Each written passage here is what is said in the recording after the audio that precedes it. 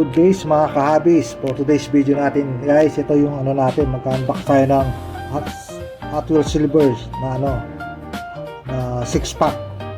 Bali ano lang siya, 5 pack lang kasi nawawala yung isang Honda SI na black. Pero meron tayo nung nakalus nun, hindi ko lang nasama dito sa video kasi nandun sa kabilang mga lagayan natin. So ito, ang unbox natin, meron tayo ditong na custom na Acura Integra, yan, na kulay red. Diba, napaka-solid niyan, ganda niyan guys, oh. Yan. Yan.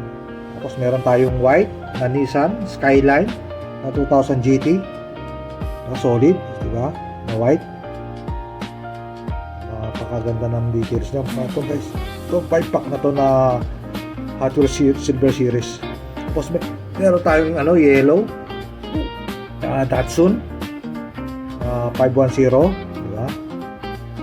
Ganda, oh. Tapos meron din pa tayong na Mazda na MX-5 Miata, yan, na kulay green. Ito, maraming variant to guys, itong Miata na to.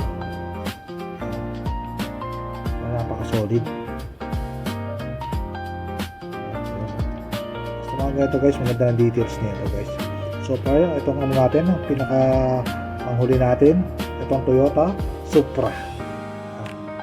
Napakaganda, yan.